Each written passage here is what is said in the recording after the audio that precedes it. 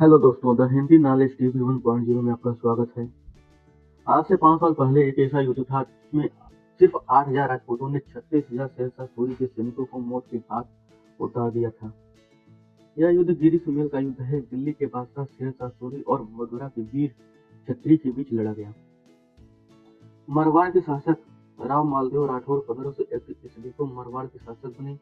राव मालदेव सोजत और जोधपुर पलटने के बाद अपने पराक्रम से संपूर्ण राजपूताना की प्रमुख रियासतों अपने शासन में मिलाते हुए दिल्ली और आगरा के पास हिंडौन, बयाना, फतेहपुर सीकरी और मेवात तक पहुंच गए।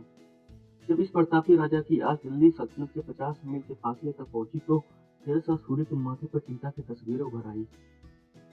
सीमा विस्तार कर रहे राव मालदेव रोकने के लिए दिल्ली के बादशाह शेरशाह सूरी ने 1543 ईस्वी में लगभग 80,000 सैनिकों की एक विशाल सेना लेकर फतेहपुर मेटा होते हुए सुमेल आ पहुंचा। इधर सूचना मिलते ही राव मालदेव भी अपने सैनिकों के साथ गिरिजा पहुंचे और विपाड़ को संचालन केंद्र बनाया। रोजाना दोनों सेनाओं में छूट-फूट लड़ाइयां होती, जिसमें शेरशाह की सेना का काफी नुकसान होता। कई दिनों की अनियमित लड़ाइयों से शेरशाह तंग आ गया और उसने छूट-फूट लड़ाइयां बंद कर दी। इस तरह कई दिनों तक सेनाएं आमने सामने पड़ी रहीं। शेरशाह के सामने सैनिकों के राशन और हाथी घोड़ों के लिए दाना पानी की व्यवस्था चुनौती बन गई। शेरशाह के अनिर्णय की स्थिति में लौट पाना भी असंभव था। ऐसी स्थिति में शेरशाह सूरी ने कूटनीतिक चाल चलते हुए मालदेव के सरदारों में फिरोज शाही मोहरें भिजवाई और नई ढालों के अंदर शेरशाह के फरमानों को सुलवा दिया था। उसमें लिखा था कि सरदार मालदेव को बंदी बनाकर शेरशाह को सौंप देंगे। यह जाली पत्र चालाकी से राव मालदेव के पास भी पहुंचा दिए, जिससे राव मालदेव को शंका पैदा हुई और वे रात्रि में ही युद्ध शिविर से वापस जोधपुर लौटने का निश्चय किया।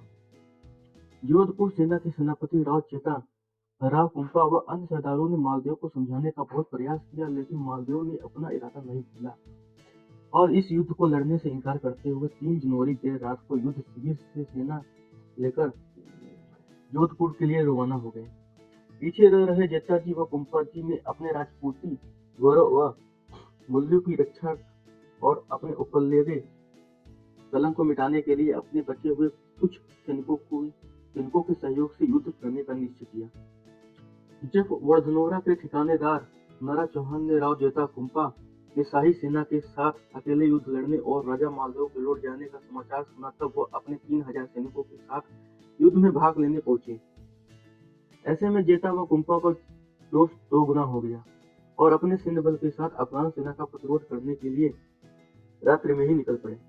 युद्ध सवेरा होने पर जोश भरे पराक्रम व अदम्य साहस के साथ राव जेता, राव कुंपा, नरा चौहान व अन्य सेनानायकों अपने 8,000 सैनिकों के साथ शेरशाह की 80,000 अफगान सेना पर काल बनकर टूट पड़े।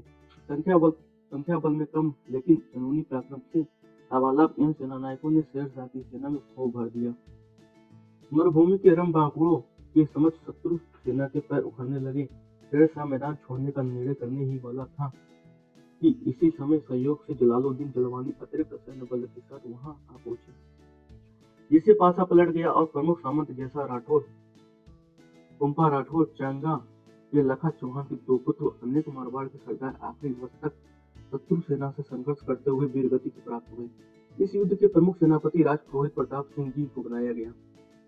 मारवाड़ व मंगराचल के रणबांकुरों के अद्वितीय शौर्य और पराक्रम को देखकर इस युद्ध के पश्चात घायल शेरशाह को कहना पड़ा, मैं मुट्ठी भर बाजरे के लिए हिंदुस्तान की सल्तनत खो बैठता और इस तरह के शूरवीर मेरे साथ होते तो मैं विश्व विजय कर लेता। उपलब्ध ऐतिहासिक जानकारी के अनुसार पूरे देश में ऐसा कोई युद्ध नहीं हुआ जिसमें राजा के सेना सहित लौट जाने के बावजूद सेनापतियों में महज 24 घंटे में 8,000 लोगों की फौज तैयार कर अपने से संख्या में 10 गुनी बड़ी फौज को लोहे की चने चुभवा दिए। मारवाड़ की संस्कृति इस क्षेत्र के लोगों के विश्वास और मातृभूमि की रक्षा के लिए इस युद्ध में शहीद हुए वीरों की समाधियों गिरी और सुमेल दोनों स्थानों पर बनी हुई है। इस युद्ध में राजपूतों की सेना सिर्फ 8,000 की रही, जबकि शेरशाह सूरी के पास 80,000 का एक विशाल फौज था। लेकिन फिर भी राजपूतों की छोटी सी सेना ने शेरशाह सूरी की 36,000 सैनिकों को मौत के घाट उतार दिया और अंत में राव जेता और राव कुंपा वीरगति को प्राप्त हुए। इसी स्थान को गिरी सुमेल रणस्थली के रूप में पहचाना जाता है। यहाँ समारोह समिति के द्वारा 1982 से प्रतिवर्ष 5 जनवरी को बलिदान दिवस कार्यक्रम का आयोजन किया जाता है।